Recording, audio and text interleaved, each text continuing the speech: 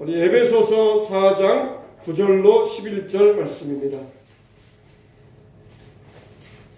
에베소서 4장 9절로 11절 말씀. 신약성경 313면입니다.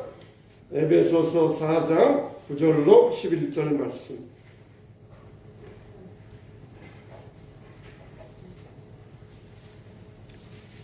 자, 우리 9절 제가 10절 제가 11절 12절까지 읽도록 하겠습니다. 9절 제가 여러분 10절 여러분 11절 제가 12절 여러분이 12절까지 읽도록 하겠습니다. 올라가셨다 하였은즉 땅 아래의 낮은 곳으로 내리셨던 것이 아니면 무엇이냐? 내리셨던 누가 또 모든 하늘 위에 오시자니 이는 마음을 충만하게 하였으나 그가 어떤 사람은 사도로 어떤 사람은 선지자로 어떤 사람은 복음 전하는 자로 어떤 사람은 목사와 교사로 삼으셨으니 이는 성도를 온전하게 하여 이스라엘을 하여 그리스도의 모습으로 하시리라. 아멘. 기도하겠습니다. 하나님 아버지, 저는 한 해 동안 우리 교회를 성경적인 교회로 세우기 위하여서 애를 썼습니다. 그러나 부족한 점이 많이 있습니다. 성령이 아니면은 교회를 세울 수가 없습니다. 새해에는 더욱더 우리 교회가 성경적인 교회로, 또 우리 신앙이 성경적인 신앙으로 세워지기를 원합니다. 원함은 있지만은 육신은 약하여서 원함대로 못할 때가 많이 있습니다. 오늘 또 우리 마음의 소원을 불길듯 일어나게 하여 주시고 우리의 소원대로 이뤄갈 수 있도록 우리의 육신을 주장하여 주시옵소서. 오늘 밤에도 마땅히 주님 앞에 나와야 되는데 약하여서 나오지 못한 지체들이 있습니다. 하나님 아버지, 마음의 소원을 일으켜 주시고 육신을 강건케 하여 주시고 떨리는 무릎으로 세워주시어서 주의 전에 나올 수 있게 하여 주시고 모이길 피하는 무리들이 되지 않게 하여 주시옵소서. 오늘 또 이슬비와 같은 은혜로 우리를 촉촉하게 적셔 주시옵소서. 새해를 맞이할 때에 육신적인 정욕의 마음으로 정욕적인 소원을 가지고 맞이하지 않게 하여 주시고 새로워진 마음으로 영적인 소원을 가지고 새해를 맞이할 수 있게 하여 주시옵소서. 지난날의 모든 더러운 것 다 씻어가게 하여 주시고 예수님이 그려주시는 새로운 그림으로 그려지는 이 시간 되게 하여 주시옵소서. 성령께 맡깁니다. 예수님의 보혈로 우리를 깨끗하게 하여 주시옵소서. 예수 이름으로 승리하게 하여 주시옵소서. 부족한 종에게도 성령의 능력을 더하여 주시고 말씀의 검, 날선검이 되게 하여 주시옵소서. 예수님 이름으로 기도하옵나이다. 아멘. 자, 할렐루야. 오늘 또 말씀을 듣는 여러분들에게 주의 성령께서 심령의 문을 열어주시기를 주님의 이름으로 축복합니다. 축복합니다. 아주 인색한 사람이 있었어요. 근데 이 사람이 곧 이제 임종을 맞이하게 되었습니다. 그래서 숨을 막 몰아쉬면서 자녀들을 찾는 것이에요. 큰애야 어딨냐? 큰애 왔느냐? 그러니까 아버지, 내 아버지 저 여기 있습니다. 여기 있습니다. 그래, 작은애야, 작은애 왔냐? 예, 아버지 저 왔습니다. 그래, 그러면은 큰딸 왔느냐? 예, 저 여기 왔습니다. 작은딸 왔느냐? 아빠, 저 여기 왔어요. 그러면서 자녀들 이름을 다 부르는 것이에요. 자녀들 이름을 마지막에 막 숨 몰아가면서 부르니까 자녀들이 아버지가 자기들에게 하실 말씀 있는 모양이다. 자잘 찾는 모양이다. 그러면서 자녀들 이름을 다 마지막에 부르더니 이 인생의 사람 버럭 말하기를 그럼 지금 가게는 누가 보고 있냐? 그러면서 버럭 소리를 지르더라는 것입니다. 이건 우리에게 뭘 말씀해주고 있냐면은 사람들은 끝까지 죽을 때가 되어도 놓지 못하는 집착하는 게 있다는 것이에요. 죽을 때가 되면 다 놓고 가야 되는데 인색한 사람은 끝까지 그 가게, 사업하는 거, 돈 버는 거 끝까지 그걸 놓지 못하고 아니 그러면 이 시간에 나가서 돈 벌어야 되는데 다 여기 왔으면 가게는 누가 보고 있느냐? 그러면서 자녀들에게 이렇게 죽는 순간에도 그렇게 허락하더라는 것이에요. 여러분, 우리가 올해를 지나오면서 우리는 항상 오늘이 마지막인 것처럼 살아야 돼요. 오늘이 나의 끝날이다. 그러면 어떻게 됩니까? 모든 집착을 버려야 돼요. 모든 것을 내려놓아라. 내려놓아라. 그런 뜻이잖아요. 이 말은 무거우니까 이 무거운 것을 밑에다 내려놓아라. 그런 뜻이 아니라 집착을 버리라는 거예요. 집착을 버리고 집착하지 말고 집착을 버리고 편히 가지라는 것이에요. 정말 하나님 전에 나왔는데도 무언가 그냥 집착이 있어가지고 끝까지 우리를 놓지 못하는 것이 여러분들에게 무엇이 있습니까? 만약 여러분들이 오늘 세상을 떠날 때가 되었는데 정말 걱정되는 게 뭐가 있습니까? 끝까지 여러분들을 집착하게 만드는 것이 뭐가 있습니까? 오늘 한 해를 지나가면서 나를 집착하게 하는 것은 무엇인가? 나를 집착하게 만드는 것은 무엇인가? 정말 내가 그리스도 안에서 새롭게 되어지기를 원하는데 이 인색한 사람처럼 그것을 버리지 못해가지고 집착하고 있는 나를 붙들고 있는 것은 무엇인가? 여러분들이 점검해 보시길 바랍니다. 그렇지 아니하면 주님 앞에 섰을 때에도 우리는 후회하게 될 거예요.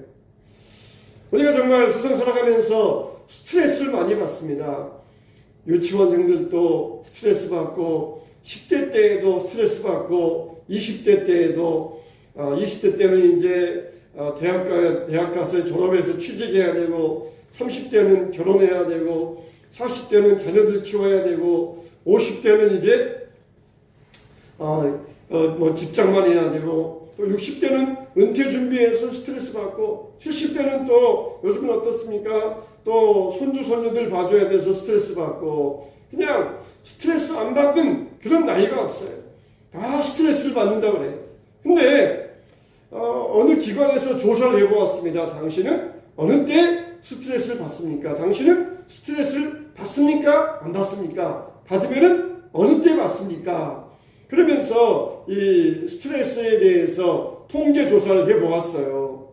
그러면서 스트레스를 받는다 한 사람과 안 받는 사람과 또 스트레스를 받아도 그것 때문에 나는 마음이 상한다는 사람과 상하지 않는다는 사람과 그렇게 분류를 해놓았어요. 그리고 1년 뒤에 다시 그 사람들을 찾아가지고 다시 통계조사를 냈습니다. 그런데 1년 사이에 죽은 사람들이 있을 거 아니에요. 죽은 사람들이 누구였느냐 그랬을 때에 스트레스를 받는 사람들이었어요. 근데 스트레스를 받아도 어떤 사람이었느냐? 스트레스를 받아도 나는 스트레스 때문에 마음이 상하지 않는다. 그런 사람들은 안 죽었어요. 근데 스트레스를 받아서 나는 마음이 굉장히 상할 때가 많이 있다. 그런 사람들이 다 일찍 죽더라는 것입니다. 그러니까 우리는 다 살면서 스트레스를 안 받을 수가 없어요. 스트레스를 받게 되어 있습니다. 그러나 이것을 어떻게 해소하느냐? 어떻게 이것을 슬기롭게 믿음으로 넘기느냐? 그게 훨씬 중요한 것이에요. 오늘 살아가면서 여러분들이 어떤 스트레스를 받으셨습니까? 어떤 분들이 그냥 교회 나가라 예배드리자 이게 그냥 막 스트레스 모양이에요. 그냥 오늘 같은 송구영 선생님이 오늘 자리가 많이 비었는데 그냥 연말에 그냥 집에서 편히 그냥 연말이다 그냥 뭐처럼 그냥 마음 편하게 한번 집에서 두 발 쭉 뻗고 그냥 맥주도 한 잔 마시고 그러면서 집에서 쉬자. 그런데 막 교회 나와라 예배드리자 그러면 또 그것 때문에 또 스트레스 받는 사람이 있을지 몰라요. 그냥 또 이것 때문에 또 교회 안 나가면은 목사님이 또 그냥 교회 안 나갔다 뭐라 그럴까봐 또 이렇게 스트레스 받는 사람이 있을지 몰라요. 그러나 우리가 스트레스를 받아야 돼요. 받을 수밖에 없는 게 우리 인생이에요. 그러나 그것을 어떻게 슬기롭게 지혜롭게 바꿔가느냐 그게 복된 인생이고 지혜로운 인생이라는 것입니다. 그래서 하나님 안에서 때로는 우리가 믿음 생활하면서도 성경 읽어라 예배드려라 하면서 이렇게 스트레스를 받아야 돼요. 스트레스를 받아야 그래야 신앙 성장이 있는 것입니다. 그냥 아무런 스트레스 없이 나는 그냥 마음 편하게 교회 다니고 싶어요. 그래 마음 편하게 교회 다니려 그러면 편하게 살아라 그렇게 하실 거예요. 스트레스를 받아야 돼요. 그래야 우리 신앙이 성장되는 것입니다. 교회는 어떤 곳입니까? 교회는 초자연적인 곳이에요. 교회는 초자연적인 곳입니다. 그러니까 교회는 예수님께서 성장하게 하시고, 예수님께서 생명을 주시고, 예수님께서 참되게 하시고, 예수님께서 건강하게 하시고, 이게 바로 교회인 것이에요. 세상은 인간이 기술을 발휘해서, 인간이 능력을 가지고, 인간이 열심을 해서 자기 사업을 크게 하고, 자기 기업을 크게 하고, 그러면서 돈을 버는 것, 그게 세상이에요. 그러나 교회는 예수님께서 하시는 곳, 세상은 인간이 하는 곳. 그래서 인간 사회는 자연적인 곳이지만은 교회는 초자연적이라 그렇게 말할 수가 있어요. 교회는 세상 사업이 아닙니다. 어떤 학생이 교회를 다니면서 은혜를 받아가지고 신학교를 가려고 마음에 결심을 했습니다. 근데 벽이 있어요. 자기 가정이 불교입니다. 부모님은 불교의 회장 정도로 그렇게 열심히 불교를 믿는 사람인데 그냥 자기 아들이 신학교 간다니까 난리가 나는 거예요. 그래서 신학교 못 가게 막다가 아들 고집을 못 꺾었어요.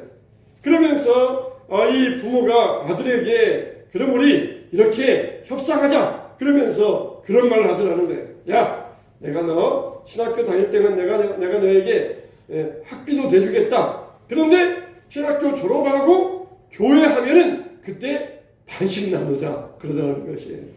교회가 무슨 사업인 줄 알았던 모양이에요. 그래서 교회를 사업해서 교회가 크면은 교회 돈을 다 목사가 가져가는 줄 알았던 모양이에요. 그래서 안 믿는 불교회장 부모가 그래 조건이 있다.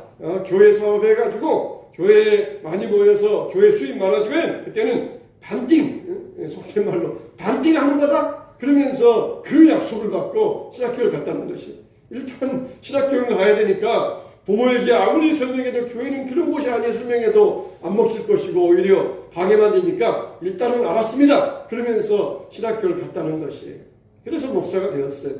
교회는 그렇게 사업하는 곳이 아닙니다. 교회는 건전해야 하는 곳이에요. 자, 그러면은 교회가 건전하기 위해서는 어떻게 해야 될까요? 우리의 신앙도 건강한 신앙을 목표로 할 수 있어야 됩니다. 우리가 신년도에는 우리 신앙이 더욱더 건강하게 자라야 됩니다. 우리 교회도 더욱더 건전해질 수 있어야 됩니다. 그러면은 이 건강한 신앙의 모습을 갖게 하려면은 어떤 모습을 가져야 되겠습니까? 첫째로 우리는 경건해야 됩니다. 경건을 갖추어야 돼요. 경건을 갖추어야 됩니다. 사도 바울이 디모데전서나 디도서에 보면은 교회에서 일꾼들을 세울 때에 이러이러한 자질을 가진 사람을 일꾼으로 세워라. 그런 내용이 나와요. 여기 보면 뭐라고 했습니까? 또 책망할 것이 없어야 한다. 한 아내의 남편이어야 한다. 절제하고 사려 깊고 관용하고 존경받을 만하고 공정하고 독실하고 나그네를 잘 대접하고 선을 좋아하고 가르치기를 잘하고 자기 중심적이나 제멋대로 하면 안 되고 급히 분내거나 싸우지 않아야 되고 다투지 않아야 되고 돈을 사랑하지 않아야 되고 자기 집을 잘 다스려야 되고 그리고 불신자에게도 좋은 평판을 받아야 되고 그리고 이제 갓 믿은 사람도 안 되고 성숙한 신자 오래 잘 믿은 사람을 세워야 된다. 일꾼으로 세워야 된다. 그렇게 말씀하셨어요. 다 기억할 수 있어요? 일꾼의 자질에 대해서 기억할 수 있어요? 이렇게 일꾼의 자질에 대해서 이렇게 길게 말씀하고 있습니다.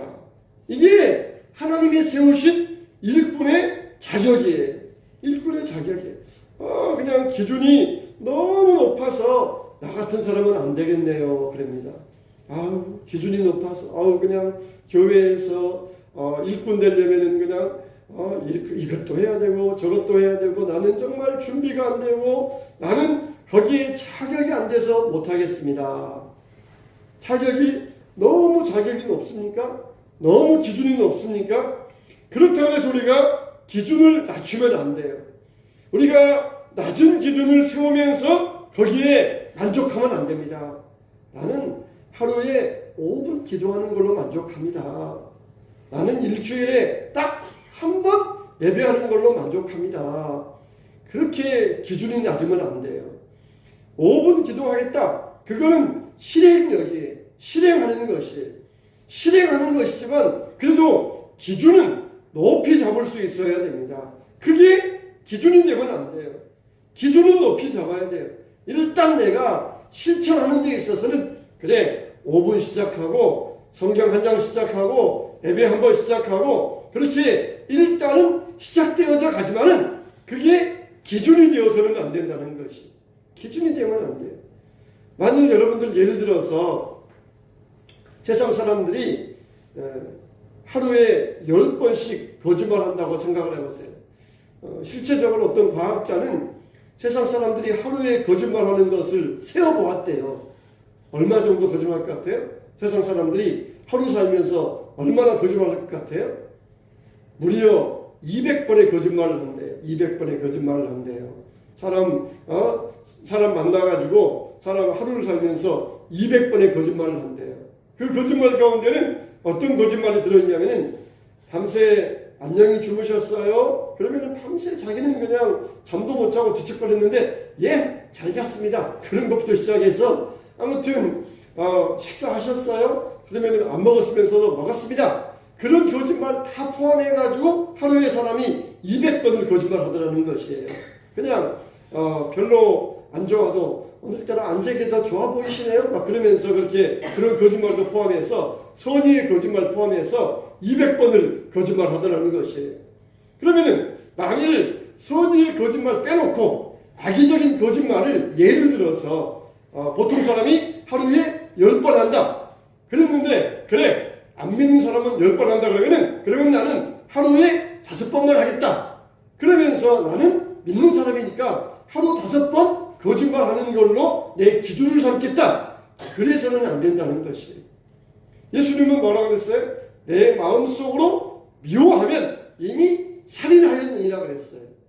그러니까 안 믿는 사람은 10번 하니까 나는 믿으니까 5번만 거짓말하니까 얼마나 더 선하고 얼마나 더 경건한 사람이냐. 나는 저 사람들보다 훨씬 낫다. 그러면서 거기에다가 기준 두면 안 된다는 것이에요. 우리의 기준은 훨씬 높은 기준을 가져야 됩니다. 바로 예수님에게 내 기준을 삼아야 돼요. 일단 우리의 목표는 하루 5분 기도한다. 하루 한 장 성경 읽는다. 그게 목표로서 시작할 수는 있어요. 그러나 그게 기준이 되어서는 안 돼요. 사도 바울이 뭐라고 그랬어요? 내가 내 몸을 날마다 쳐서 복종시킨다 그랬어요. 그러면서 내가 남에게 전파된 후에 버림받지 않게 하려 함이니라 그랬습니다. 날마다 자기 몸을 쳐서 복종시켜요. 사도 바울처럼 그렇게 훌륭한 사람이지 않습니까? 그런데 날마다 자기를 쳐서 복종시키면서 경건하게 만들기 위하여서 하는 목적이 뭐냐? 내가 남에게 전파된 후에 버림받지 않기 위해서 그런다는 것입니다. 우리가 날마다 이런 경건의 기준을 가지고 하루하루를 살 수 있어야 됩니다. 경건해야 돼요. 그냥 나는 일주일에 한 번 교회 예배 드리는 걸로 나는 끝이다. 나의 기준이다. 나는 하루 5분 그렇게 기도하는 나는 기준이다. 끝이다. 그렇게 그런 기준을 잡으면 안 돼요. 일단 내가 시작할 수 있는 실행력, 그렇게 목표는 가지고 나갈 수 있지만 우리의 기준은 예수님에게 기준을 잡을 수 있어야 됩니다. 우리는 건전한 신앙, 건강한 모습을 갖기 위해서는 경건해야죠. 경건할 수 있어야 돼요. 경건의 훈련, 경건의 연습을 날마다 해야 됩니다. 여러분들이 새해에는 이와 같이 경건해지시기를 예수님의 이름으로 축복합니다. 축복합니다. 할렐루야. 다시 한번 축복합니다.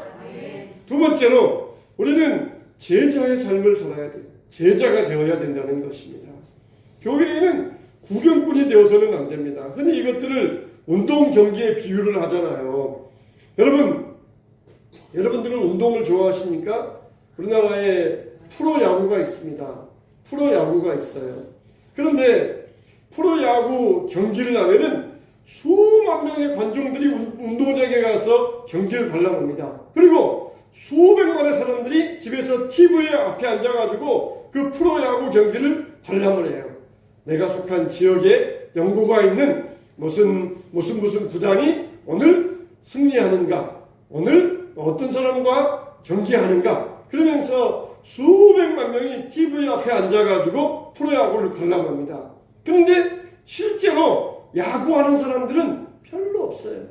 나는 운동 경기 좋아합니다. 그 말이 운동 경기를 관람하는 것을 좋아하느냐, 아니면 운동 경기를 실제로 하는 것을 좋아하느냐? 그랬을 때 사람들은 대부분이 실제로 하는 것보다는 관람하는 것을 좋아한다는 것이, 관람하는 것.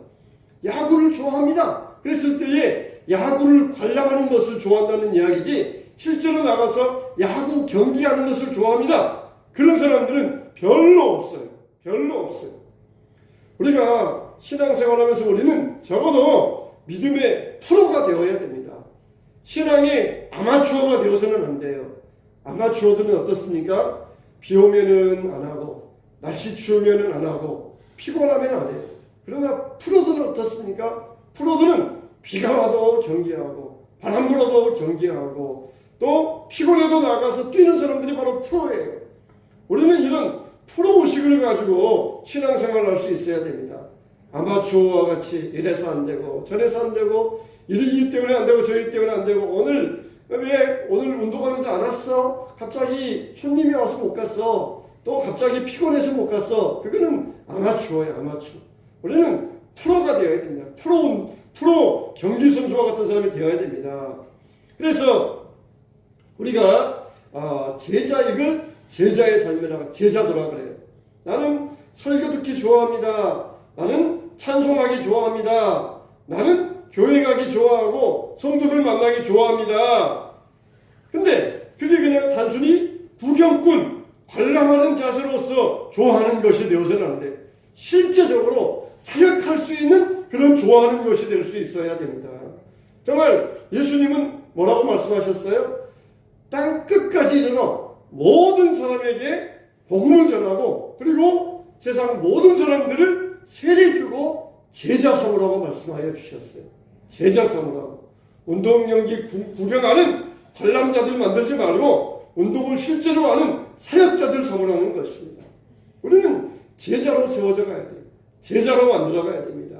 제자가 되어야 됩니다.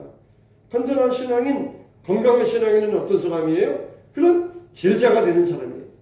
구경하는 사람, 관람자가 아니라 실제적으로 교회 사역하면서 일하면서 제자로서 프로로서 뛰는 사람, 이게 바로 실제적인 예수님의 제자이며 실제적인 건강한 신앙인이라는 것입니다.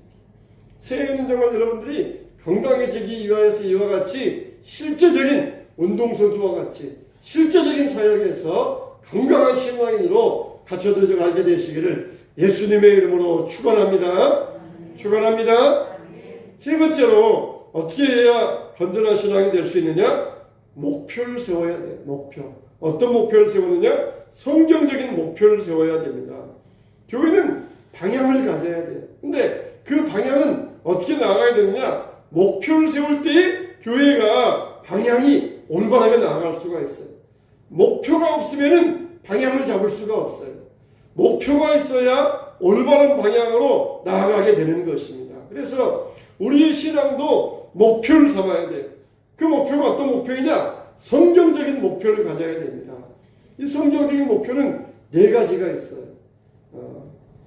첫째는 뭐냐? 전도의 목표를 세워야 돼요. 내가 건전한 신앙, 건전한 교회가 되기 위해서는 전도의 목표를 세워야 됩니다. 그래서 예수님께서도 땅 끝까지 복음을 전하라. 그러면서 어디서 출발하느냐? 지금 내가 있는 곳에서 예루살렘과 유대와 사마리아와 땅 끝까지 내가 있는 곳에서 출발해서 복음 전도를 시작하라. 그렇게 말씀하셨어요. 여러분, 세상 사람들이 우리에게 믿는 것들은 입만 살아있어. 입만 살아있어. 그렇게 비판을 합니다. 우리는 입이 살아야 돼요. 입만 살면 안 되지만은 우리는 정말 입이 살아야 돼요.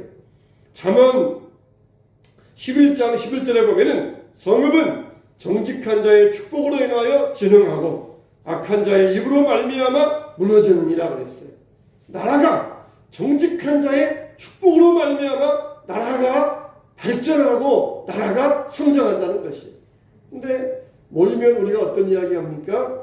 악한 자의 입과 같은 말을 해요. 대선이 어떻느니, 후보가 어떻느니, 정치가 어떻느니 그러면서 항상 이 악한 자의 입과 같은 그런 말만 많이 해요.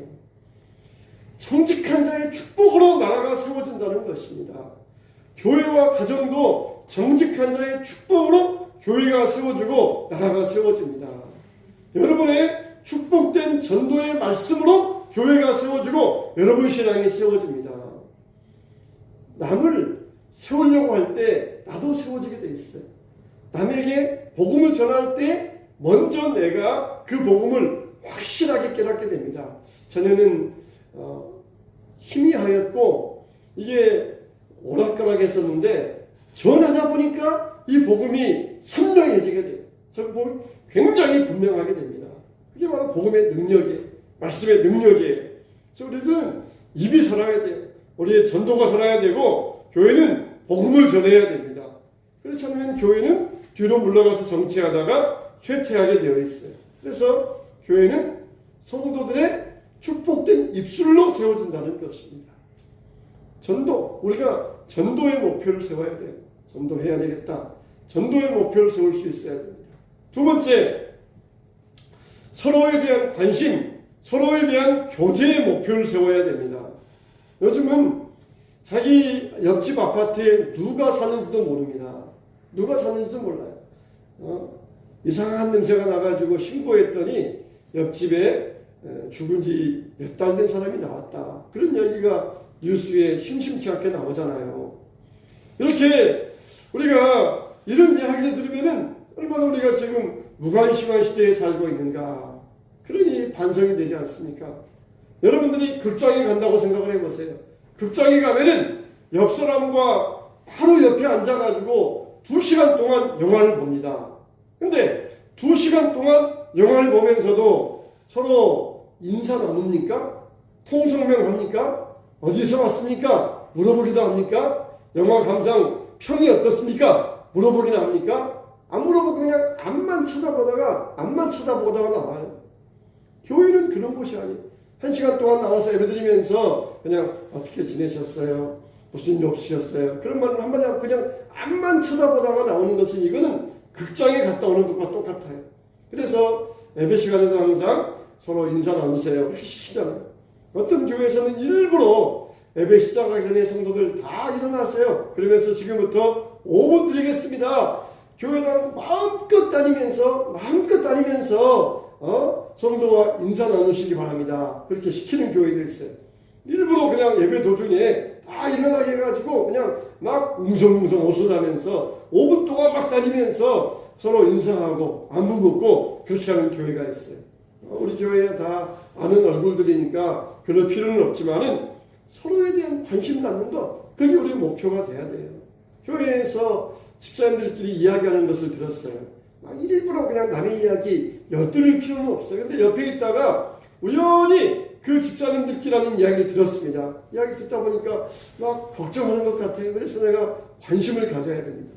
그냥 옆 사람들끼리 인사하니까 이야기하니까 에이 남의 이야기니까 괜히 엿듣지 말고 내가 참견하지 말아야지 그러는 것과 여러분들이 그 이야기를 듣고 질문하는 것과 여러분들은 어느 쪽입니까? 괜히 자기들끼리 이야기하는데 그냥 괜히 그냥 치사하게 엿듣는 것처럼 내가 해서 그렇게 내가 보이면 안 되니까 모른 척 하겠다.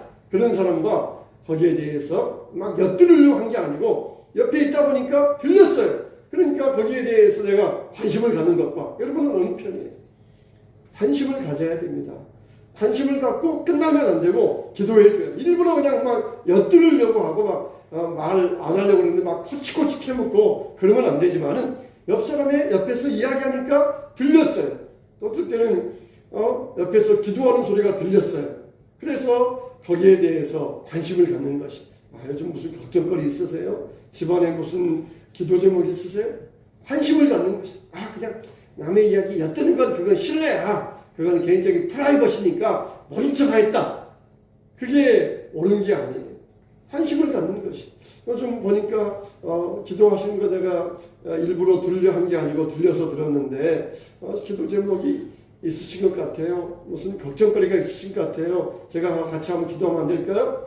말 안 하려고 그러면은 막 코치코치 캐묻는 것도 실례입니다. 말해주시면 그러세요. 제가 이런 일이 있는데 기도해 주시면 고맙겠습니다. 그러면 얼마나 서로 관심을 갖고 이게 우리의 목표가 되어야 돼요. 그래서 신약 성경에 보면은 참이 성도들 간에 가장 많이 쓰이는 단어가 있는데 뭐냐? 서로라는 단어예요. 서로. 한번 들어보세요. 얼마나 신약 성경에 서로라는 말이 많이 나와 있는가? 로마서 12장 10절. 형제를 사랑하여 서로 우애하고 존경하기를 서로 먼저 하며, 또 로마서 12장 16절. 서로 마음을 같이하여 높은 데 마음을 두지 말고 도리어 낮은 데 처하며, 또 로마서 14장 13절. 우리가 다시는 서로 비판하지 말고 도리어 부딪힐 것이나 거칠 것을 형제 앞에 두지 아니하도록 주의하라. 또 로마서 15장 5절. 너희로 그리스도 예수를 본받아 서로 뜻이 같게 하여 주사. 또 로마서 15장 7절. 그리스도께서 우리를 받아 하나님께 영광을 돌리심과 같이 너희도 서로 받으라. 또 로마서 15장 14절. 서로 권하는 자임을 나도 확신하노라. 또 갈라디아서 5장 13절.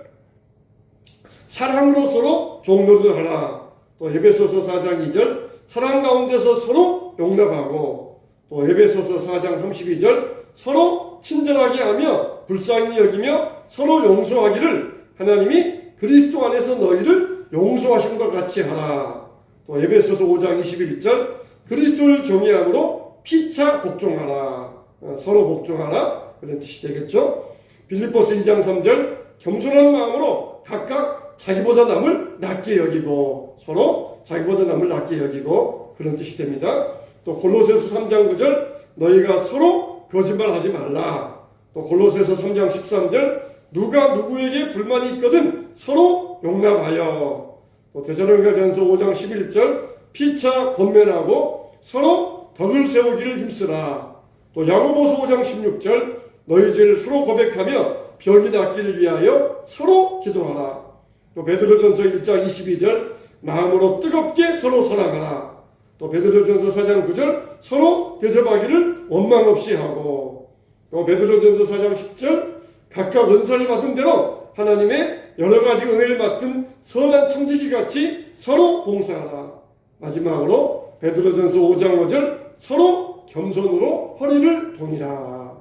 이게 교회예요. 서로 이게 교회입니다. 서로 관심을 갖고 서로 필요에 대해서 민감하고 서로 사랑하고 서로 기도하고 서로 봉사하고 서로 용서하고, 이게 바로 교회라는 것이에요. 세 번째 우리의 목표는 뭡니까? 예배는 교회의 종합 예술입니다. 그래서 모든 교회 사역을 종합하는 것이 바로 예배입니다. 그래서 성도의 가장 우선순위는 예배가 되어야 됩니다. 교회의 가장 우선순위도 예배가 되어야 됩니다. 교회를 세우는 가장 중요한 기둥은 바로 예배라고 하는 기둥입니다. 예배는 교회에 없어서는 안 될 가장 중요한 기둥입니다. 그럴 때 모든 것이 다 자연스럽게 제자리에 서게 됩니다. 그래서 예배를 우리의 신앙의 목표로 삼을 때 우리의 신앙이 건전해질 수 있어요. 네 번째 마지막으로 기도의 목표. 우리 신앙의 목표 가운데 하나, 성경적 목표 하나는 기도의 목표를 세워야 됩니다. 우리 기준은 높아야 돼요. 그렇지만 일단 목표로서 시작할 때는 그래 내가 5분 기도 시작하겠다. 또 10분 기도 시작하겠다. 그렇게 목표를 가지고 시작할 수 있어야 됩니다. 훨씬 거기 기준에 못 미쳐도 상관없어요. 그래도 일단 목표를 세우는 것입니다. 기준은 42km 풀코스 마라톤이에요. 마라톤을 41km 끝까지 뛰어야 그래야 마라톤 완주자가 돼요. 그러나 일단 목표는 내가 일단은 5km 뛰겠다, 10km 뛰겠다. 그렇게 일단은 목표를 가지고 출발할 수 있어야 돼요. 처음부터 42km 나는 못 뛰니까 포기하겠다. 그러면은 처음부터 1km도 못 뛰어요. 처음에는 비록 5km라도 10km라도 그렇게 4분의 1, 8분의 1, 10분의 1이라도 목표를 삼아가지고 뛰기 시작해야 풀코스 마라톤을 뛸 수가 있습니다. 우리의 기준은 예수님의 기준에 미쳐야 합니다. 거기에 내가 못 미친다 그래서 포기하지 마셔야 돼요. 일단 목표를 세우고 시작을 할 수 있어야 됩니다. 여러분, 저는 우리들 얼마나 경건한 신앙으로, 얼마나 건전한 신앙으로 세워져 가고 있습니까? 올 한 해를 마무리하면서 저와 여러분들이 우리 교회를 성경적인 교회로 이루게 되시길 바랍니다. 여러분의 신앙을 성경적인 신앙으로 세워가게 되시길 바랍니다. 그래서 경건해야 됩니다. 제자의 삶을 살아야 됩니다. 그리고 성경적인 목표를 세우고 거기에 도달할 수 있도록 노력하는 신앙이 되어야 됩니다. 그럴 때 우리 신앙이 건강한 신앙, 건전한 신앙으로서 신앙이 세워지고 우리 교회도 건강한 교회로서 세워지게 될 줄로 믿습니다. 이런 은혜를 통해서 우리 교회가 성경적인 교회, 건강한 교회 세워지게 되시기를 주님의 이름으로, 예수님의 이름으로 축원합니다. 축원합니다.